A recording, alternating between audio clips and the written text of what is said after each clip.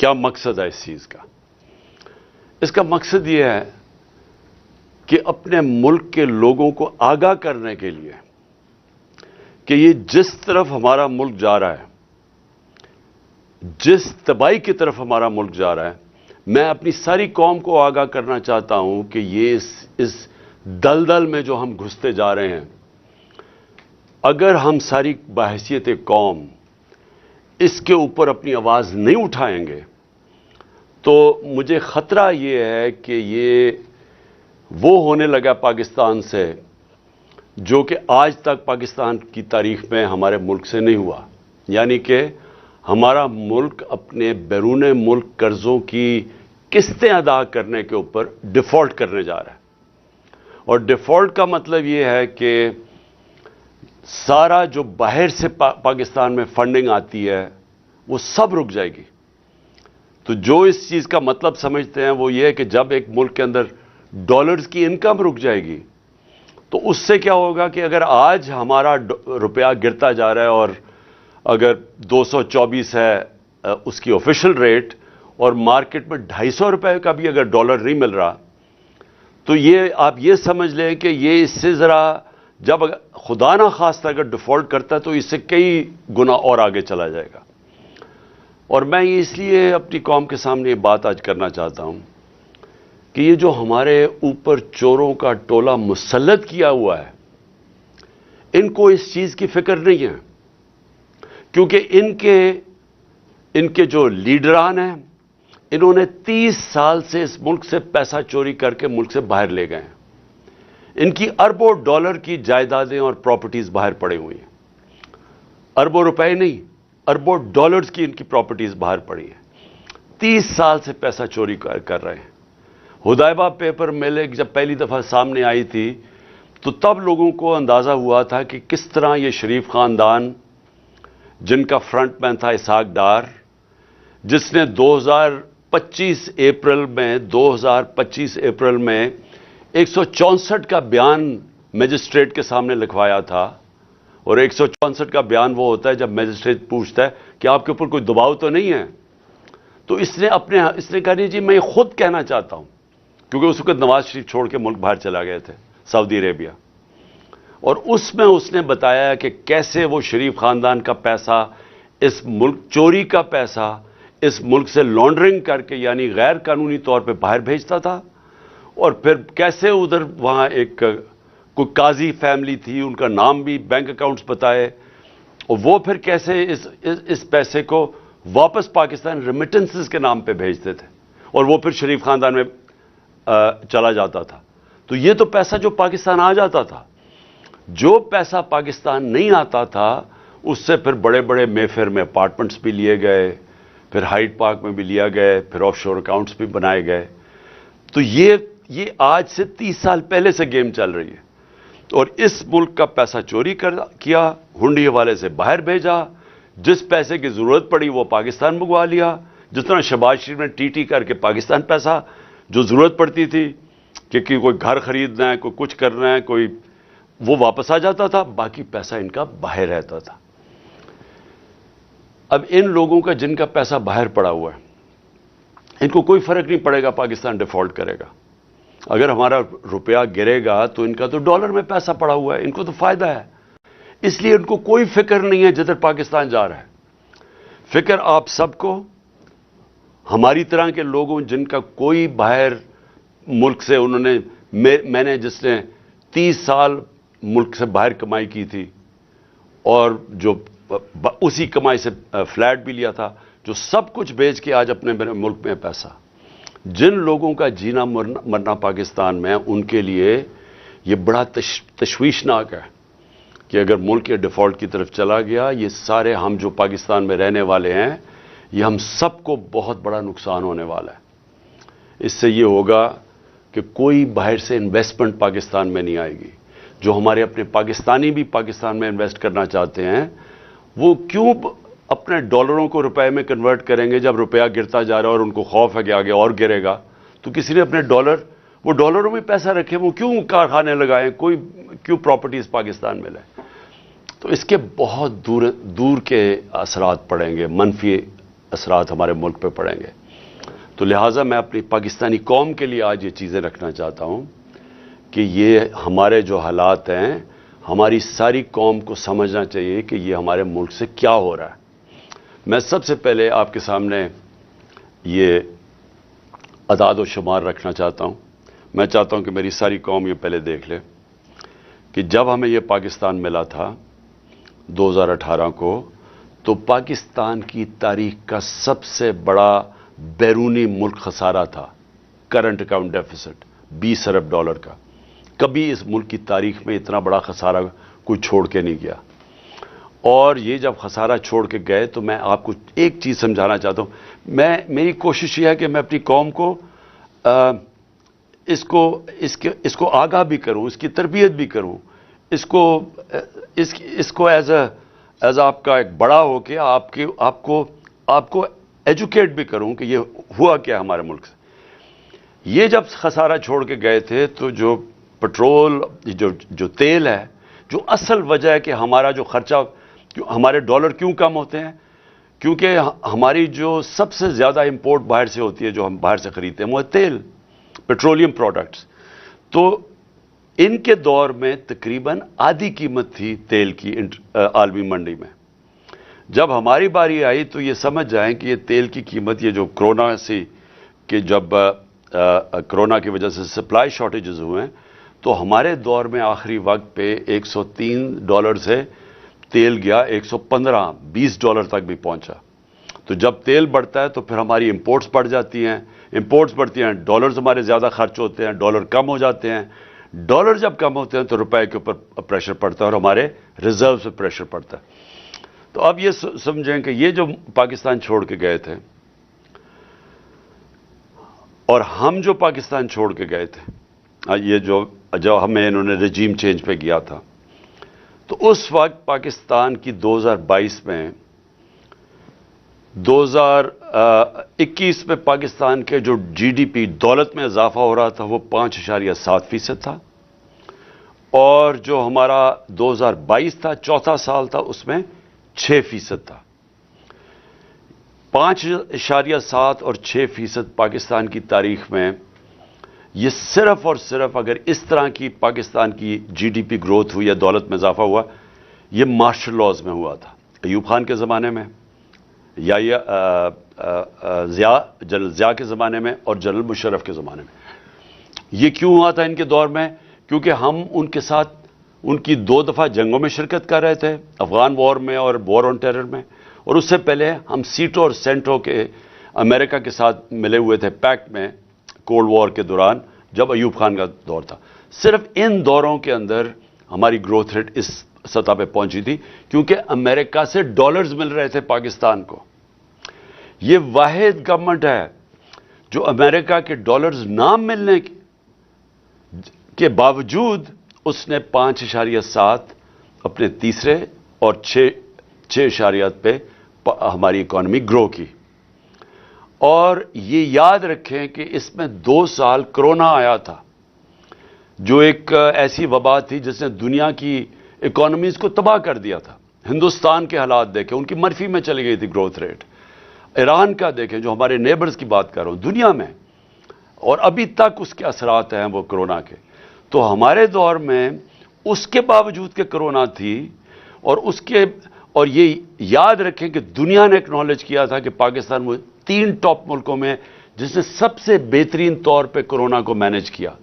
اور اس کے ثبوت کیا ہے کہ ہم نے اپنی اکانومی بچا لی، اپنے غربت بچا لی، اپنے روزگار بچایا لوگوں کا، اور ہمیں اپنی انڈسٹری بچا لی، اور ہم نے یہ 5.7 اور 6% پہ گرو کیا. ہماری ریکارڈ ریمیٹنسز تھی، بیرون ملک پاکستانی کو سب سے زیادہ ہمارے پہ اعتماد تھا.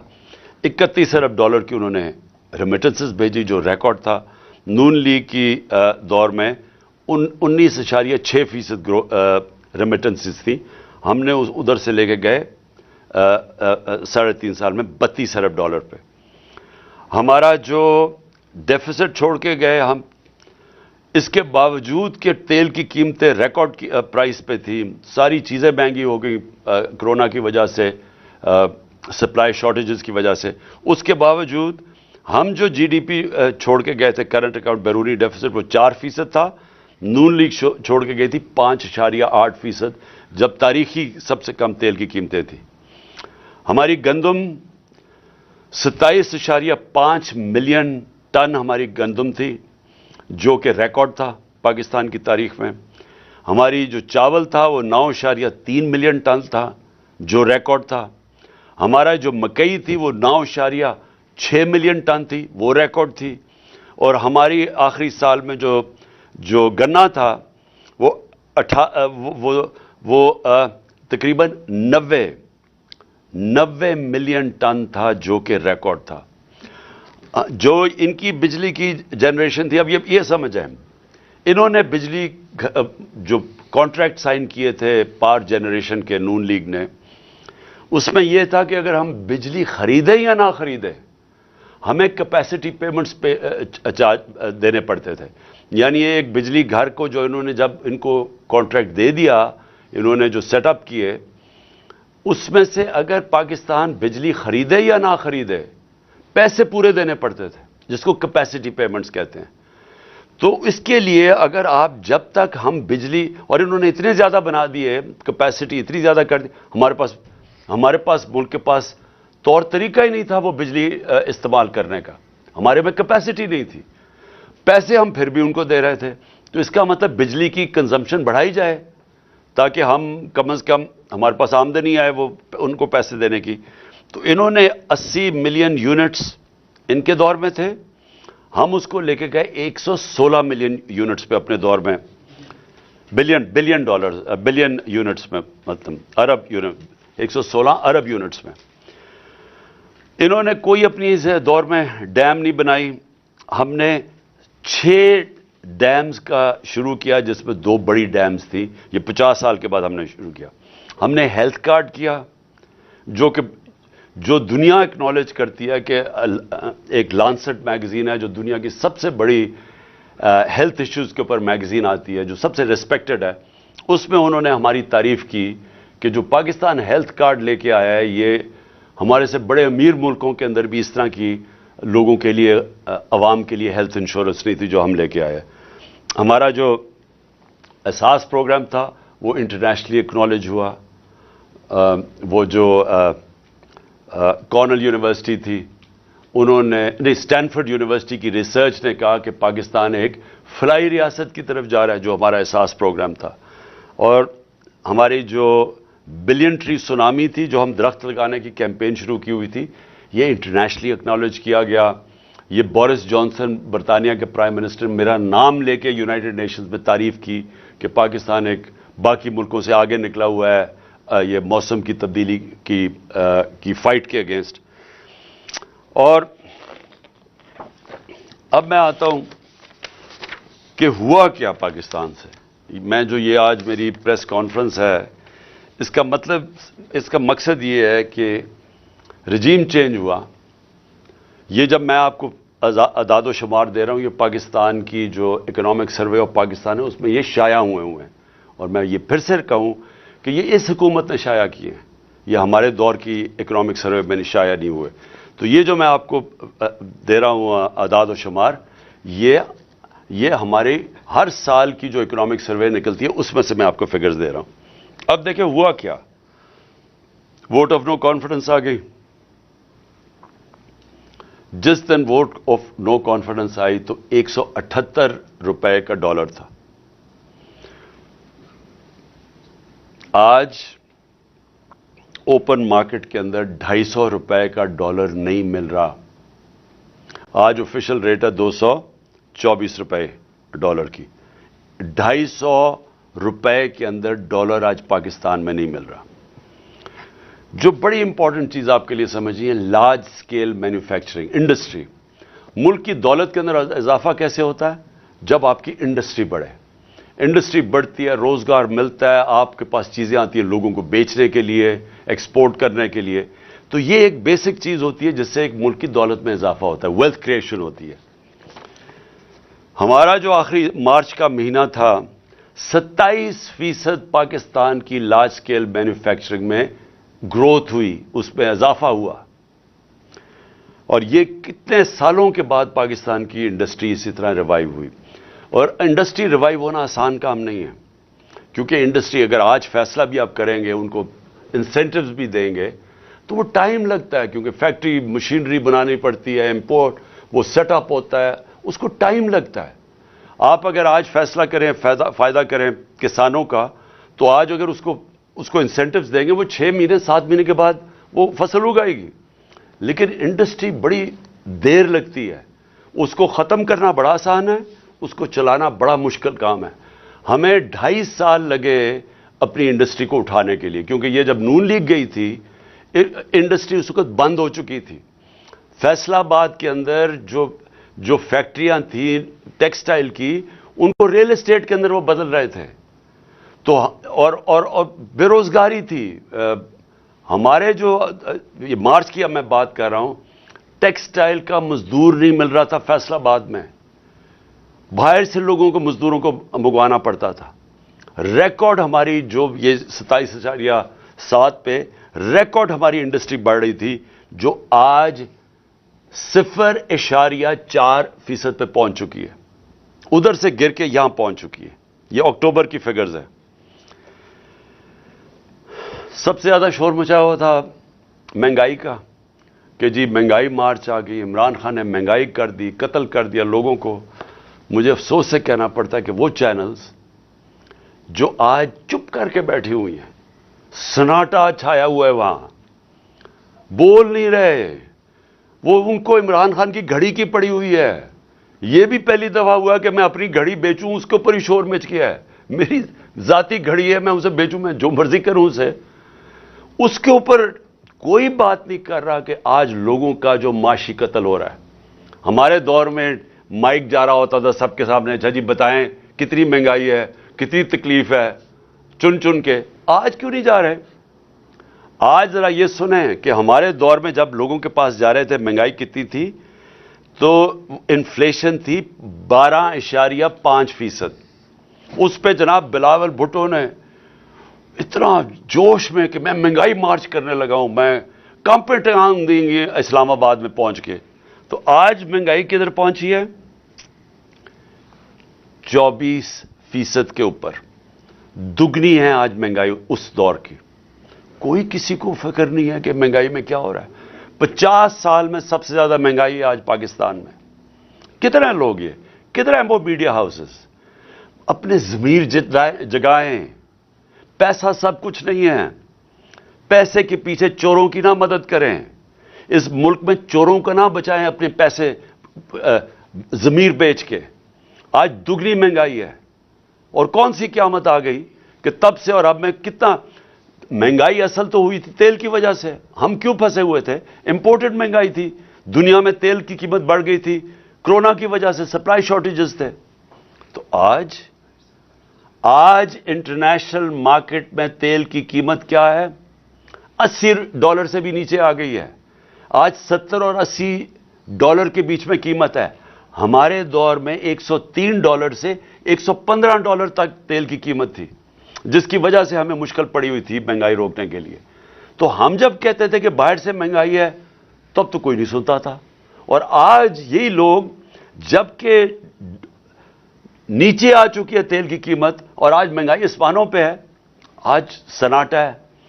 آج ہمارے دور میں جو پٹرول اور ڈیزل تھا وہ $150 لیٹر پہ تھا.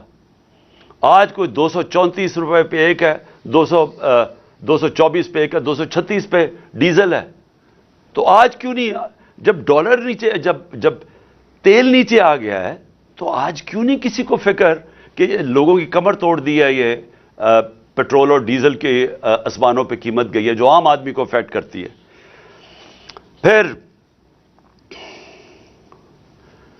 جو اب میں خطرناک چیزیں آپ کو بتانے لگا ہوں کہ دیکھیں ہمارا مسئلہ کیا ملک کا. ہمارا مسئلہ یہ ہے کہ یہ جو 2 خاندان 30 سال سے بیٹھے ہوئے تھے, اور اس سے پہلے ملٹری ڈکٹیٹرز تھے, 60 کی دہائی کے بعد کبھی کسی پاکستان کی حکومت نے زور نہیں لگایا ایکسپورٹس بڑھانے میں. جب تک آپ ایکسپورٹس نہیں بڑھائیں گے, ڈالرز ملک میں کیسے آئیں گے؟ نون لیگ کے پچھلے 5 سال میں ایکسپورٹس زیرو بڑھی ہیں, 5 سالوں میں ان کی ایکسپورٹس نہیں بڑھی. تو جب ایکسپورٹس نہیں بڑھیں گی, مجھے آج تک یہ نہیں سمجھ آئی کہ ملک کی دولت میں کیسے اضافہ ہوگا. کیسے ایشیا ٹائیگر بنا دیں گے تو لاہور کو پیرس میں بنا دیں گے. جب تک آپ کی ایکسپورٹس نہیں بڑھیں گی, وہ ملک کبھی بھی وہ ترقی نہیں کر سکتا, اس کی دولت میں اضافہ نہیں ہو سکتا. چائنا جو آج ایک اکنامک سپر پاور ہے, انہوں نے اپنی ایکسپورٹس, آج ان کی پتہ نہیں 2000 ارب ڈالر کی ایکسپورٹس ہیں.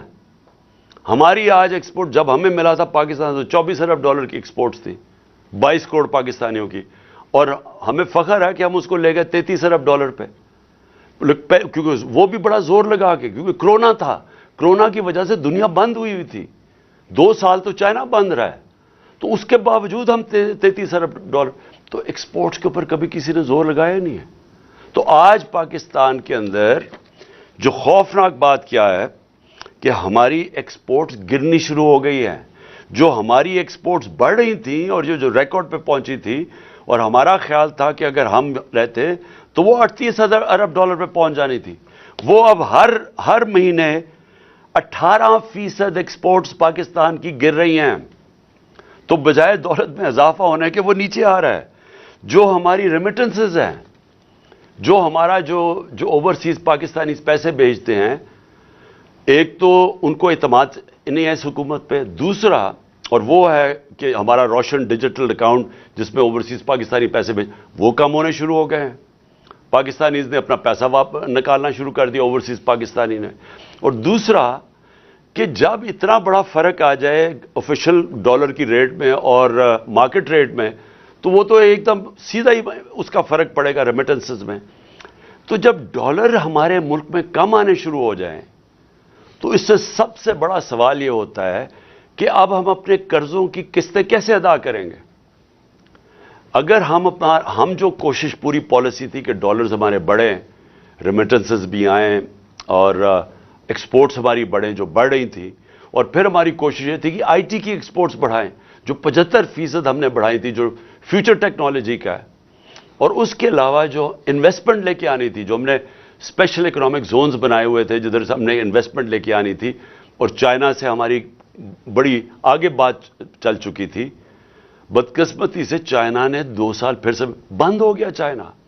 تو وہ چائنا آنا جانا ہی ناممکن ہو گیا, ان کی جو کوارنٹین لاز ایسے تھے.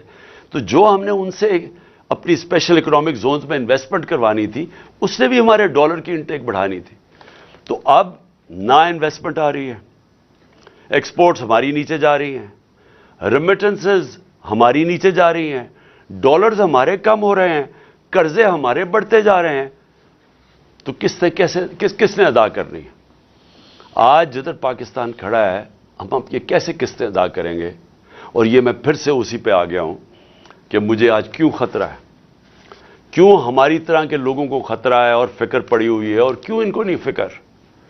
میں سب سے پوچھتا ہوں, اپنی اسٹیبلشمنٹ سے پوچھتا ہوں, اپنے ہر طبقے کے پاکستانی سے پوچھتا ہوں کہ کیا آپ کو فکر نہیں ہے کہ آپ پاکستان کدھر جا رہا ہے؟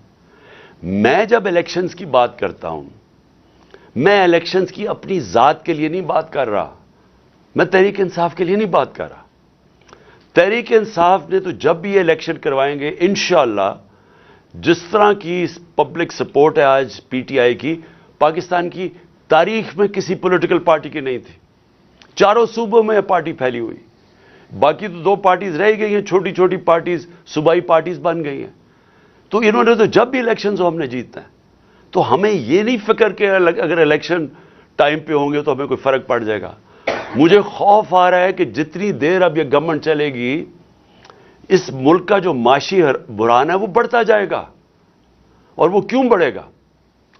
کیونکہ جب تک ملک میں پولیٹیکل سٹیبلٹی نہیں آتی, سیاسی طور پہ ملک میں استحکام نہیں آتا, تو معاشی طور پہ تو استحکام آ ہی نہیں سکتا. ساری دنیا کی کامن سینس ہے کہ معیشت تب ترقی کرتی ہے جب سرٹنٹی ہوتی ہے, جب استحکام ہوتا ہے.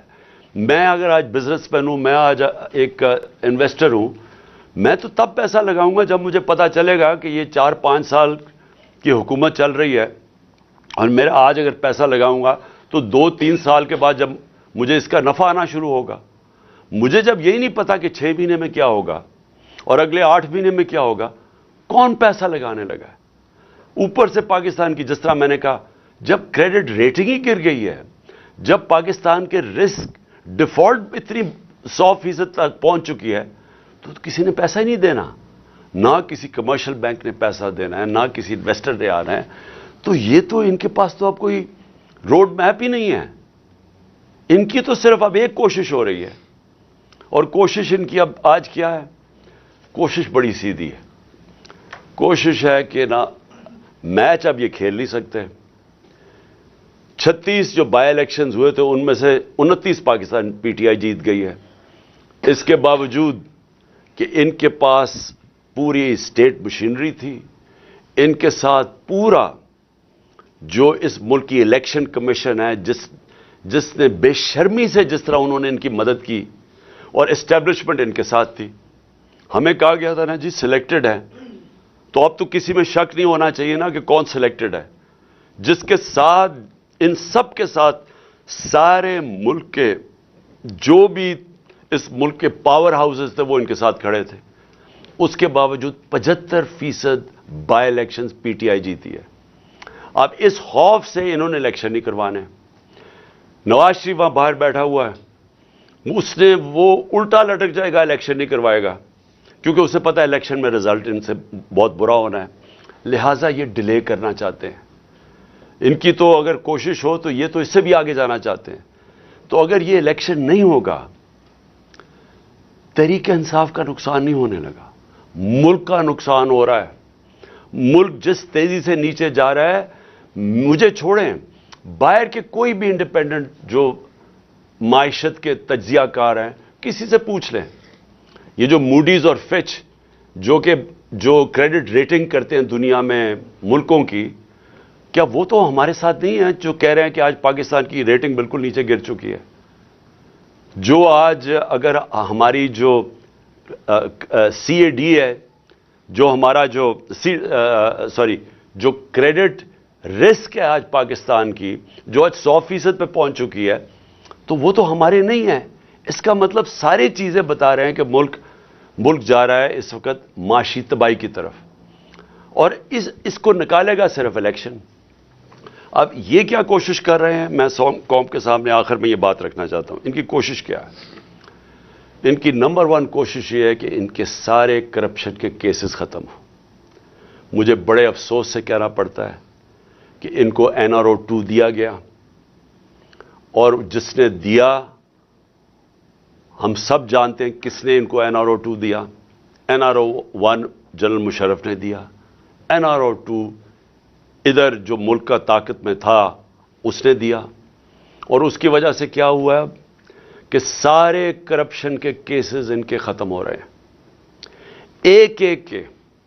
اور وہ کرپشن کیسز جو ان کے دور میں بنے ہوئے تھے, یہ کیسز ہمارے دور میں نہیں. سوائے شہباز شریف کے کیسز, جو ایف آئی کا کیس تھا, اور جو وہ ٹی ٹی کا کیس, 24 ارب کے جو اس خاندان پہ کیسز تھے, باقی سارے کیسز ان کے پرانے کیسز تھے. سارے کیسز باری باری معاف ہو رہے ہیں. انہوں نے NRO 2 اپنے آپ کو, NRO 2 جو کہ اسمبلی کے اندر قانون پاس کر کے جو نیب میں ترمیم کی ہے, اب یہ سب بچ جائیں گے. اور یہی مقصد ان کا آنے کا تھا. ملک کا پھر سے میں آپ کو, ان کو کوئی فکر نہیں ہے کہ ان کے پیسے باہر پڑے ہیں, تو ان کو کرپشن کے اپنے کیسز معاف کروائیں گے ایک ایک کر کے. ہر روز ہم دیکھتے ہیں کہ کبھی وہ پہلے مریم بچ گئی, پھر اس کے بعد وہ اسحاق ڈار آیا, وہ ڈرائی کلین ہو گیا. اس کے بعد اب یہ رانا ثناء اللہ کو بھی انہوں نے فیصلہ کیا کہ جی یہ تو بالکل ہی صاف اور شفاف ہو گیا. اور پھر اب سلمان شہباز صاحب لندن سے واپس آ رہے ہیں, جو کہ مفرور تھا. کس چیز پہ مفرور تھا؟ کیونکہ یہ اس کی کمپنی تھی رمضان کا, یہ ڈائریکٹلی اس کا CEO یا ڈائریکٹر تھا. 16 ارب روپے کے انہوں نے نوکروں کے نام پہ پیسہ لیا اور ان کی فیملی میں ڈسٹریبیوٹ ہوا. کوئی بھی دنیا میں اس کیس میں نہیں بچ سکتا تھا, اور وہ اس لیے ایک دم جب اسے پتا چلا وہ باہر بھاگ گیا. اور اب وہ واپس آ گیا ہے کیونکہ وہ بھی ڈرائی کلین ہوگا, 4 گواہ مر چکے ہیں. جیسی ان کی حکومت آئی 4 گواہ اس کیس میں، مقصود چپڑاسی والے کیس میں مر چکے ہیں. مقصود چپڑاسی بھی بیچارہ مر چکا ہے. ڈاکٹر رضوان بھی مر چکے ہیں جو انویسٹیگیٹر تھے. تو ادھر سے بھی پاک ہو جائیں گے ہم، اس لیے وہ واپس آ گیا ہے.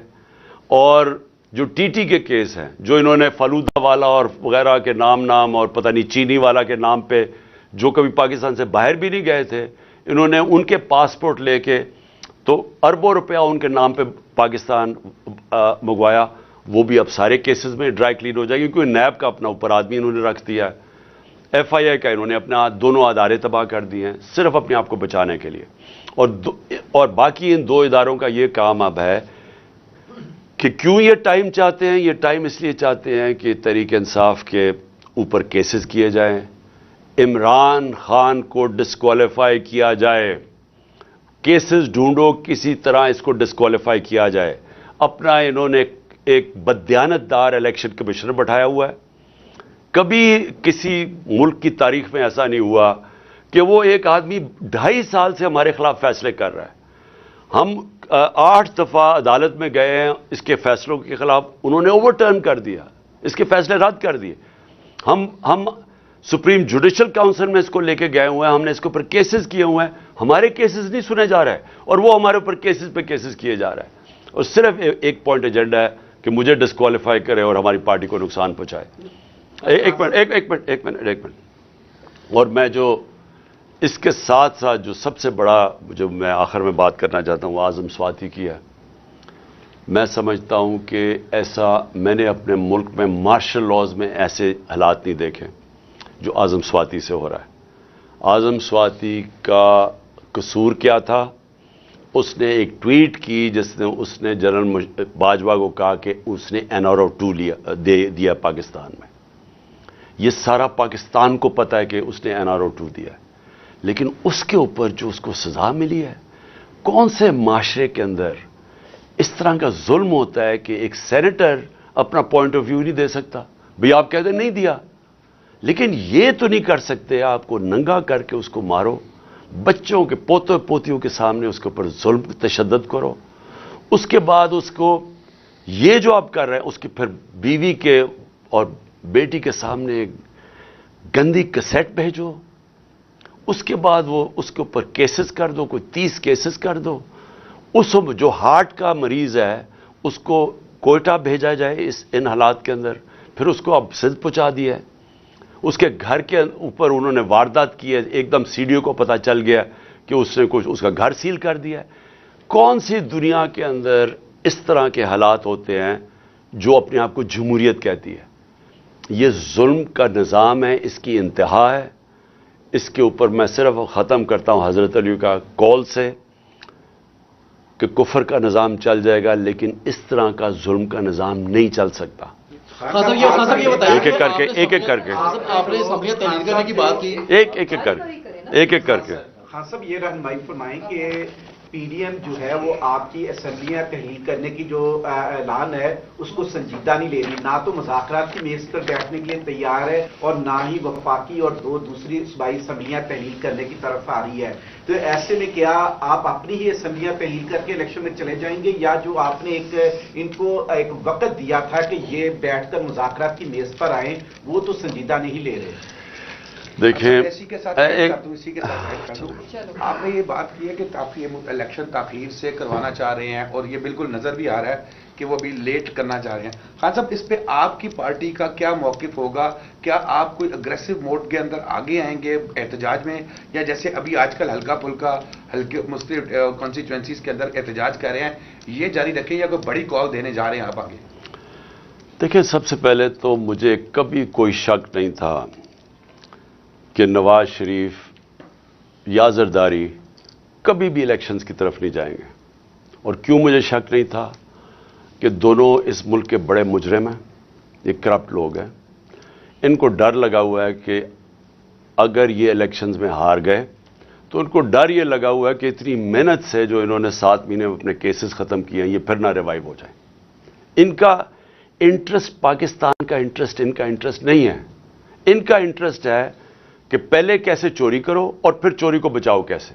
تو مجھے کبھی کوئی شک نہیں تھا کہ انہوں نے الیکشن نہیں ماننا. میری کوشش یہ ہے کہ اس ملک کے جو ادارے ہیں وہ اس وقت ملک کا سوچیں. یہ میں عمران خان اپنا نہیں سوچ رہا, مجھے اپنے ملک کا خوف آیا ہوا ہے. اور اگر یہ ملک خدا نہ خواستہ جس طرف تیزی سے جا رہا ہے, جو دنیا کہہ رہی ہے آپ کے ڈیفالٹ کی طرف جا رہا ہے, اگر یہ ادھر چلا گیا, اگر کسی نے مثلا یہ ہوپ کر رہے ہیں کہ آئی ایم ایف یا چائنا بیل آؤٹ کر دے گی, اگر انہوں نے نہ کیا تو یہ ملک کی جو حالات ہوں گے, یہ سارا ملک افیکٹ ہوگا. ہر وہ آدمی جس کا جینا مرنا پاکستان میں وہ افیکٹ ہوگا, سوائے وہ جنہوں نے ڈالرز میں اپنے پیسے باہر رکھے ہوئے. لہٰذا میں نے جب یہ فیصلہ کیا تھا, مجھے پتا تھا انہوں نے نہیں الیکشن کروانے, اس لیے ہمارا پلان پورا وہی ہے. جب میری تیاری ہوگی, میں نے آپ کو کہا دسمبر میں انشاءاللہ ہو جائے گی, میں اپنے وہی جو میں نے اناؤنس کیا اسی پہ میں چلوں گا, میں یہ اسمبلی سے نکل جاؤں گا. صاحب یہ بتائیے کہ اعظم سواتی کے خلاف اسلام آباد میں مقدمہ درج ہوتا ہے, بلوچستان میں ہوتا ہے, پھر ان کو اٹھا کر سندھ میں لے گئے ہیں. شہباز گل کے خلاف مقدمہ درج ہوئے, اس بار تو ان کے خلاف لاہور کے اندر مقدمہ درج کیا گیا جہاں پر پی ٹی آئی اور کافری کی مشترکہ حکومت ہے.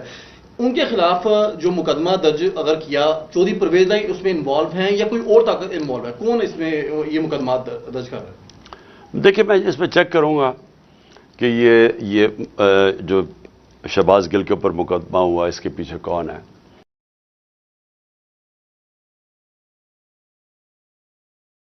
ہوں کہ ہمارے سے جو ہوا ہے پچھلے 7 مہینے میں, جس طرح کا ظلم ہوا ہے ہمارے ساتھ, کبھی کسی ڈیموکریسی میں تو ہو ہی نہیں سکتا, لیکن کبھی کسی پارٹی کے ساتھ اس طرح کا ظلم تشدد نہیں ہوا جو ہمارے ساتھ ہوا اور جو میڈیا کے ساتھ ہوا. اور وہ میڈیا کے لوگ جن کی ریپوٹیشن تھی, جن کی کریڈیبلٹی تھی, جو لوگ ان کو معاشرے کے اندر جن کو رسپیکٹ کرتے تھے, ان میڈیا کے لوگوں کے ساتھ کیا ہوا, ارشد شریف کے ساتھ کیا ہوا.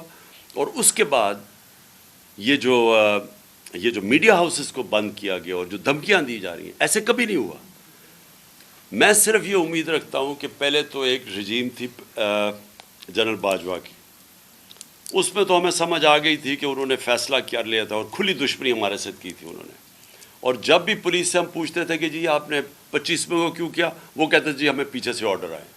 جس سے بات کرتے تھے جو کچھ ایف آئی اے, ہمیں جی پیچھے سے آرڈر آ رہے ہیں. لیکن اب تو بہت ضروری ہے کہ جو نئی رجیم آئی ہے, ان کو خدا کا واسطہ ملک کا سوچیں. اس وقت یہ ہماری پارٹی کو نقصان نہیں پہنچ رہا, پارٹی تو اوپر جا رہی ہے. میں نے تو اپنی زندگی میں کبھی کسی پارٹی کو اس ملک کے اندر اس عروج پہ نہیں دیکھا جو ہماری ہے, لیکن یہ ملک تباہی کی طرف جا رہا ہے. تو اس وقت تو سوچنا صرف ملک کا چاہیے ہمیں, اور جو بھی اس وقت ملک کا سوچ رہا ہے وہ یہ نہیں چاہے گا کہ ہماری سب سے بڑی پارٹی اور ہماری اسٹیبلشمنٹ کے اندر اتنا بڑا فاصلہ ہو جائے جو کہ جنرل باجوہ کے دور میں تھا. یہ ایک نیا وقت آیا ہے اور نیا آرمی چیف آیا ہے. ان کو تو سب سے پہلے یہ فوج اور ایک قوم اور فوج اکٹھی چلتے ہیں, علیحدہ علیحدہ نہیں ہوتے. فوج مضبوط ہی تب ہے جب قوم اس کے ساتھ کھڑی ہے. صاحب یہ بتائیے کہ اسٹیبلشمنٹ کا بڑا رول ہوتا ہے پالیٹکس میں, پاکستان میں ہمیشہ سے رہا ہے. پچھلے 3 ہفتے میں ظاہر ہے ادھر بھی چینج ہوئی ہے, چین آف کمانڈ ہوئی ہے, کوئی تھوڑا سا ہواؤں کا رخ تبدیل ہوا ہو, کوئی پازیٹیو میسج ملا ہو؟ اگر نہیں ملا تو کتنا کا آپ انتظار کریں گے, کتنا ہوپ فل ہے آپ کے نہیں کوئی چینج آئے گی؟ دیکھیں ابھی تک تو میں ویسے آپ کو سچ بتاؤں کہ کوئی مجھے چینج نہیں نظر آیا, لیکن نیا آرمی چیف آیا ہے, اس کو ٹائم دینا چاہیے. ہم نے اس کی بڑی اچھی چیزیں سنی ہیں, جنرل عاصم کی بڑی تعریفیں سنی ہیں میں نے, حافظ قرآن ہیں, اور میں یہ امید رکھتا ہوں کہ یہ امر بالمعروف پہ چلیں گے. یہ جو ہمارے نبی صلی اللہ علیہ وسلم نے جو کہا تھا کہ قومیں تباہ ہو جاتی ہیں جب ایک بڑے ڈاکوؤں کو آپ این آر او دے دیں اور چھوٹے چوروں کو آپ جیلوں میں ڈالیں, وہ قومیں تباہ ہو جاتی ہیں. تو ہم تو ان سے امید لگا کے بیٹھے ہوئے ہیں. خان صاحب یہ بتائیے گا کہ کسی بھی ملک کی اکانومی جو ہے وہ کمپوننٹ ہوتی ہے نیشنل سیکیورٹی کا, تو یہ جو اکانومی کی آپ نے ساری صورتحال بتائی ہے, اس میں آپ نیشنل سیکیورٹی کے جو ادارے ہیں ان سے کیا کردار ایکسپیکٹ کرتے ہیں؟ اور دوسرا یہ بتائیں کہ کیا انٹرنیشنل اسٹیبلشمنٹ کو عمران خان پاکستان میں دوبارہ اقتدار میں قابل قبول ہیں؟ دیکھیں پہلے تو میں ایک چیز واضح کر دوں کہ یہ جو نیشنل سیکیورٹی پالیسی تھی یہ پہلی دفعہ تحریک انصاف نے نکالی تھی, کمپریہنسو نیشنل سیکیورٹی پالیسی. اس میں ہم نے واضح کیا تھا کہ نیشنل سیکیورٹی ایک ملٹری سیکیورٹی ہوتی ہے اور دوسری اکنامک سیکیورٹی ہوتی ہے. یہ دونوں ساتھ ساتھ چلتی ہیں. سوویت یونین اگر صرف ملٹری سیکیورٹی بچاتی تو سوویت یونین کو بچا لینا چاہیے تھا, لیکن کیونکہ ان کی اکانومی کولیپس کی, ان کی ملک ہی ٹوٹ گیا. تو یہ ہم نے اپنے نیشنل سیکیورٹی کونسل میں بڑا مثال دی ہوئی ہے اس کی. لہٰذا اس وقت بڑا ضروری ہے, میں اس لیے امید لگا کے بیٹھا ہوں نئے سیٹ اپ سے, کہ جب آپ کی ملک نیچے جا رہا ہے اور سب کو نظر آ رہا ہے نیچے جا رہا ہے, کسی معیشت کے ایکسپرٹ سے آج پوچھ لیں, وہ سارے یہی کہیں گے کہ آگے ان کو اندھیرا نظر آ رہا ہے. تو جب ایک نظر آ رہا ہے سب کو, تو کیسے یہ اس طرف ان چوروں کو جو صرف اپنی چوری ہر روز پتہ چل جاتی, فلانے کا نیب کا کیس ختم ہو گیا, اب جی فلانا اب وہ اس این آر او کی گنگا میں نہا کے جناب اب رانا ثناء اللہ بھی پاک ہو گیا, پہلے اب پتہ چلا جی وہ مریم بھی گئی ہے تو فلانے بھی. تو یہ تو ایک ملک سے مذاق ہو رہا ہے. تو یہ تو میرا ملک, میرا اکیلے کا تو ملک نہیں ہے, میں اکیلا تو ٹھیکیدار نہیں ہوں کہ یہ ظلم تماشا دیکھ رہے ہیں پاکستان سے, اس کے اوپر ریئیکٹ کریں. اس میں بہت ضروری ہے کہ ہمارے جو نیشنل سیکیورٹی کے ادارے ہیں وہ دیکھیں کیا ہو رہا ہے. اچھا خان صاحب یہ بتائیں کہ الیکشن کمیشن میں آپ کے خلاف مختلف کیسز چل رہے ہیں, اگر کسی کیس میں آپ کو نااہل کیا جاتا ہے جس کا آپ خود بھی ذکر کریں, تو پھر پی ٹی آئی اور آپ کا ریئیکشن کیا ہوگا؟ اور دوسرا آپ کی جو اتحادی جماعت ہے پنجاب میں خصوصاً, وہ اسمبلیاں توڑنے کے معاملے پر کچھ تذبذب کا شکار دکھائی دیتی ہے, تو کس طرح توڑ پائیں گے؟ دیکھیں ہمارے ساتھ پوری طرح, میں آپ کو واضح کر دوں, ہاں موقف مختلف ہوتا ہے, ان کا اپنا موقف ہے کہ وہ سمجھتے ہیں شاید آگے جانا چاہیے, یعنی تھوڑی اور دیر چلنا چاہیے ان کو, اور وہ صرف اس لیے کہہ رہے ہیں کہ اگر نون لیگ یعنی اگر کیئر ٹیکر آ گئی اور کیئر ٹیکر ڈیسائیڈ کیا الیکشن کمیشن نے, الیکشن کمیشن تو ان کا آدمی ہے, اس نے بٹھا کے ان کے لوگوں کو بٹھا کے اوپر آئی جی اپنا رکھ کے, تو انہوں نے ہمارے پہ پھر ظلم کرنا شروع کر دینا ہے. ان کا یہ پوائنٹ ٹھیک ہے, لیکن انہوں نے مجھے پورا اختیارات دیے ہوئے ہیں کہ جب بھی میں چاہوں گا کہ اسمبلی توڑنا, ان پورے میرے ساتھ کھڑے ہیں اس کے اوپر, اس میں کوئی شک نہیں ہے. آپ کا پہلا سوال تھا الیکشن کمیشن اگر نااہل کرتا ہے, الیکشن کمیشن مجھے نااہل کرتا ہے اپنا, اور پاکستان میں ذلت کمائے گا, وہ اور ذلیل ہوگا پاکستان میں, کیونکہ لوگوں کو ابھی کوئی شک نہیں ہے کہ اس سے زیادہ بددیانت دار الیکشن کمیشن پاکستان کی تاریخ میں نہیں آیا. ہر فیصلہ اس کا, بلکہ یہ تو نون لیگ کا جس طرح جیالہ نہیں ہوتا اس طرح ہمارے خلاف کام کر رہا ہے, لیکن اس سے کوئی فرق نہیں پڑے گا. پاکستان کی قوم پہلے ہی تیار بیٹھی ہوئی ہے, ان کو سب کو ایک باشعور قوم ہے, وہ ویسی الیکشن جتا دیں گے. یعنی اگر میں نے الیکشن چلے مجھے نااہل کر دیا, کیا ہوگا؟ پہلے تو الیکشن کمیشن نااہل کر ہی نہیں سکتی, اس کے پاس یہ ہے ہی نہیں, اتھارٹی نہیں ہے. اگر وہ کر بھی دیتی ہے تو کیا پاکستانی قوم کسی اور کو ووٹ دے دے گی؟ اگر میں نہ بھی پی ٹی آئی کا ہیڈ ہوا تو کیا وہ کسی اور کو ووٹ دے دے گی؟ اچھا خان صاحب یہ بتائیے گا کہ جیسے آپ نے کہا کہ معیشت جو ہے کسی بھی ملک کی سلامتی کی فرسٹ لائن ہوتی ہے, اگر خدا نہ کرے پاکستان ڈیفالٹ کرتا ہے تو ہمارے ایٹمی اثاثے جات جو ہے وہ کتنے کمپرومائز ہو سکتے ہیں؟ دیکھیں میں نے یہ بات کی تھی 1 جون کو, میرے اوپر انہوں نے کہا جی, اور ابھی بھی سمیع ابراہیم کا انٹرویو ہے 1 جون کا, انہوں نے کہا جی عمران خان کے اوپر آرٹیکل 6 لگنا چاہیے. میں ایک لیڈر ہوں, میں اپنے ملک کو کیوں نہ آگاہ کروں کہ یہ جب چور اوپر بیٹھ گئے ہیں یہ ملک کدھر جا رہا ہے, اور وہ ادھر ہی چلا گیا ملک. جو میں نے پیشن گوئی کی تھی 1 جون میں, اگر میرا انٹرویو دیکھ لیں, بالکل ادھر وہ لے کے گئے, ڈیفالٹ کی طرف لے گئے ہم. اب ڈیفالٹ ہم نہیں کہہ رہے, باہر کے جو اکانومی کے ایکسپرٹس ہیں سب یہی کہہ رہے ہیں کہ ڈیفالٹ کی طرف پاکستان جا رہا ہے. تو جب ڈیفالٹ کر جائے گا, میرا اب اگلا سوال ہے, جس نے ہمیں اس دلدل سے جدھر ہم کنویں میں گرے ہوں گے اس میں سے نکالے گا, تو پاکستان کے پاس اس کو دینے کے لیے کیا ہوگا؟ مجھے بتائیں نا, ہمارے پاس کیا چیز بیچنے کے لیے ہوگی کہ ہاں جی ہم یہ آپ کو دیتے ہیں تو آپ ہمیں اب بیل آؤٹ کریں؟ کیا ہے ہمارے پاس؟ تو یہ تو کامن سینس ہے کہ وہ جو, مجھے تو ایسے لگتا ہے کہ سازش کے تحت یہ کیا گیا. یعنی یہ سازش, بڑی سازش, یہ رجیم چینج صرف یہی نہیں تھا کہ عمران خان کو ہٹاؤ جبکہ معیشت سب سے تیزی سے ترقی کر رہی تھی, سارے انڈیکیٹرز پازیٹیو تھے, اس کو تب گرایا گیا اور ان چوروں کو لے آیا اور ملک نیچے بیٹھ گیا. تو یہ تو ایک دشمن ملک لوگ کر سکتے ہیں. میں اس لیے تو کہتا ہوں کہ جو بھی ملوث تھے اس رجیم چینج میں وہ پاکستان کے میر جعفر اور میر صادق تھے. بیل آؤٹ IMF کا بیل آؤٹ پروگرام ہے، اس میں نون لیگ کی جانب سے صدر پاکستان کو جو ہے وہ مدد مانگی گئی ہے کہ ان کو سپورٹ کیا جائے، تو کیا PTI اور نون لیگ اکٹھے مل کر کوئی معاشی جو صورتحال کو بہتر بنانے کے لیے اکٹھے بیٹھ سکتے ہیں؟ اور خاص صاحب نواز شریف بھی سنا اب واپسی کی تیاریاں شروع ہو گئی اس کے سارے چوروں کو رہا، سارے چور، اب تو صرف ایک ہی کسر رہ گئی ہے کہ NRO وہ جو جیلوں میں بیچارے غریب لوگ گھسے ہوئے ان کو بھی NRO دے دو. ان کی تو چھوٹی چھوٹی چوریاں ہیں، یہ تو اربوں کی چوریاں معاف ہو رہی ہیں، وہ ہم بیچاروں کی ہزاروں میں لاکھوں کی چوری ہے، وہ بیچارے سل رہے، سب کو چھوڑ دیں جیلوں میں. دیکھیں آپ نے جو کہا نا کہ ان کے ساتھ بیٹھ کے ہم کیا کر سکتے ہیں، ان کے پاس کیا فارمولہ ہے، یہ کیا کریں گے. ان کے اوپر نہ پاکستان کی ایک جو بزنس مین جو سرمایہ کار ہے، نہ ان کو اعتماد ہے ان پہ. آج سارے 88% پاکستان کے سرمایہ کار کہتے ہیں کہ ان کے اوپر اس پہ اعتماد نہیں ہے. 100% باہر کے لوگ کہہ رہے ہیں کہ ان کو اس اکانومی پہ اعتماد نہیں ہے. تو ان کے اوپر کیا کریں گے ہم؟ اس گھوڑے کے اندر کتنا پمپ بھرے گئے، وہ تو مر چکا ہے گھوڑا، یہ ٹھیک نہیں کر سکتے.